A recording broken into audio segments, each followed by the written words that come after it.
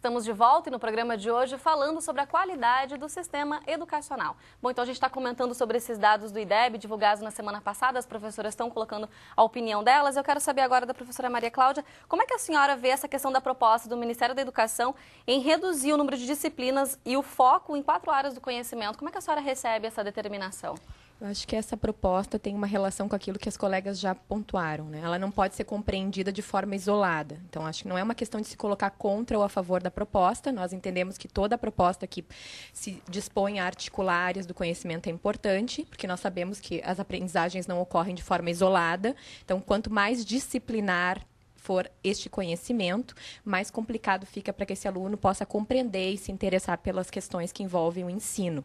Então, nós não nos colocamos a favor ou contra, mas recebemos a notícia com receio, porque nós nos preocupamos que isso, de novo, vai se tornar mais um investimento que acaba não considerando toda essa história que tem sido construída, né? Todas essas questões que têm sido levantadas pelas pesquisas. Então, eu reforço a importância de nós considerarmos aquilo que as pesquisas vêm apontando, porque elas são bons indicadores, além do IDEB, para a gente pensar que investimentos precisam ser feitos nos próximos anos. É preciso planejar para que a gente garanta que alguma coisa aconteça mais adiante e que essa melhora do ensino se efetive. Quer dizer, uma questão que vocês levantaram já no bloco anterior e que volta agora é que uma pesquisa aponta um problema e aponta, de repente, uma solução como essa que foi apontada. Mas aí tem uma outra questão que é qualificar os docentes para poder passar isso para os alunos e poder passar isso com qualidade para os alunos. Eu acho que é uma questão que volta, né, do que a gente estava conversando antes. Muitas vezes os professores não têm nem capacitação para poder passar isso adiante. Eu digo mais ainda, muitas vezes os professores nem foram escutados para organizar toda essa proposta, não é? Eu acho que isso é fundamental também, que a gente possa escutar os professores que estão aí no mercado de trabalho. Porque eu vejo que um dos probleminhas da educação é que de educação todo mundo acha que entende. E não é assim. A gente precisa buscar formação, a gente precisa pesquisar, a gente precisa estudar. Tanto que não precisa nem ser formado professor para dar aula. Eu acho que começando por aí, escutar os professores pode ser uma saída.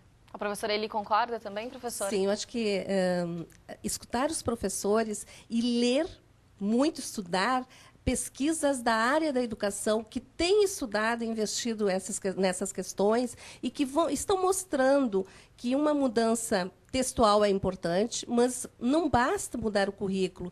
A gente precisa olhar para esta escola como um polo cultural, como um lugar específico, uma reunião de culturas que estão ali, e aí investir nisso. Nessa escola onde eu pesquisei, soube que tinha um baixo IDEB, uma escola nos processos de alfabetização. É uma escola aqui de São Leopoldo. É de São Leopoldo. O que a gente observou? Observou que a reprovação, a evasão se davam por um conjunto de questões.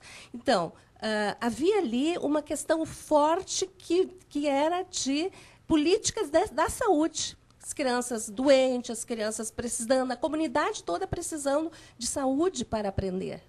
Havia uma outra questão que era envolvendo a própria Secretaria de Educação, e aí sim mudança curricular. E aí sim um outro que eu vim chamando de matriz pedagógica escolar, que era exatamente as verdades, muito tempo que se repetiam naquela escola, que eram tomadas como verdades da alfabetização, da escrita, da matemática. E como fugir disso, então? Então, como fugir disso? Esta escola, eu poderia dizer, como muitas outras escolas de periferia, vem funcionando muito mais como um centro de convivência. Os alunos vão lá para estarem protegidos do risco social. Então, o que a gente observa? Que essas escolas precisam voltar a acreditar no ensino. Então, que não é só a educação. A educação ela é importante, não pode estar desvinculada, mas é preciso ensinar. O professor não tem que ter medo de dizer que ensina. Né? Eu tenho um autor hoje que vem dizendo que tem muito mais mães ensinando a alfabetizar, porque se a criança pergunta como se escreve banana, a mãe vai e ensina banana. E o professor, às vezes, conforme a teorização que assume, vai dizer, não, faz do teu jeitinho, até ele descobrir. E aí, às vezes, fica muito tarde.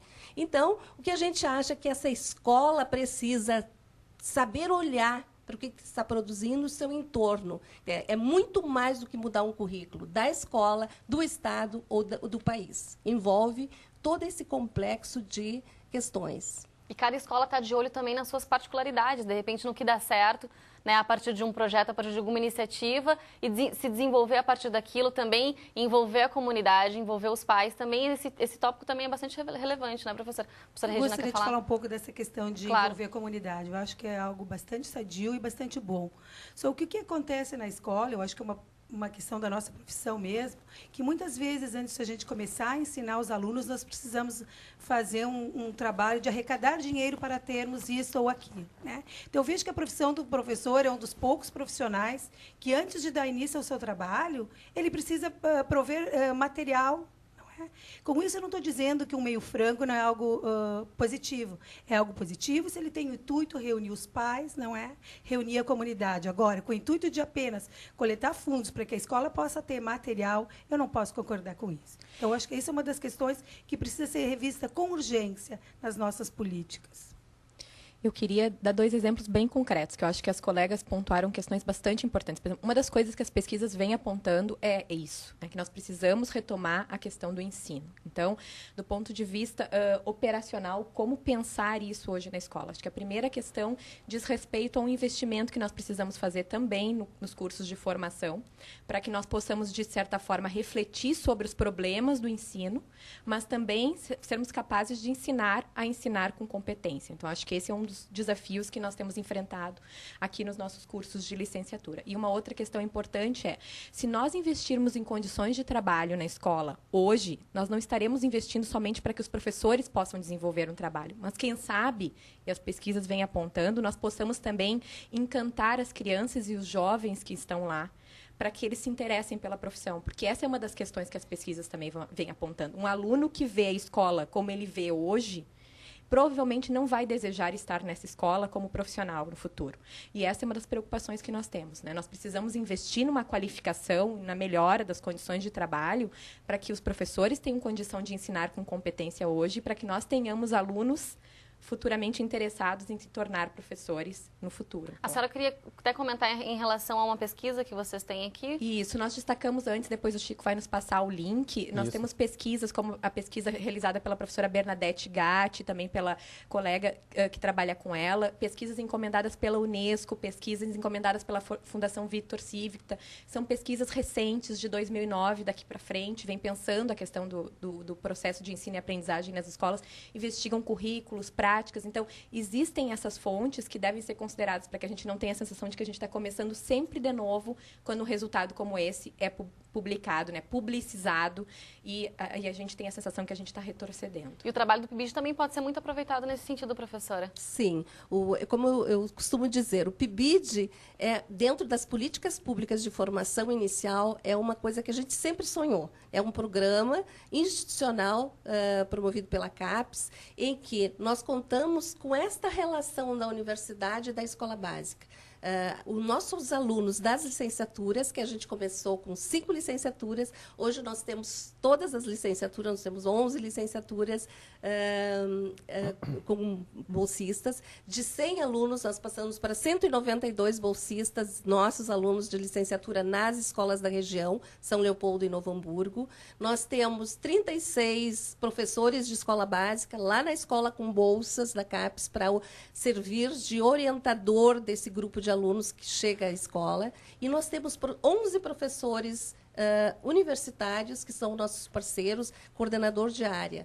E temos 2 coordenadoras institucionais, né, que nós estamos, então, desenvolvendo. Começou em 2010 e agora nós tivemos prorrogação e ampliação dos nossos cursos. Então, o PIBID tem esse objetivo, mas ele poderá ser simplesmente também algo que vem e para ser uma distribuição de bolsas. Então, ele por si só não resolve. Ele precisa que todo se torne institucional. Ele precisa que se torne o projeto da escola, assim como precisa ser o programa da universidade, da Unicinos. Tá certo. O professor Chico tem ali o contato, então. Exatamente. Quem quiser saber mais sobre o PIBID é unicinos.br/blogs/PIBID cenário.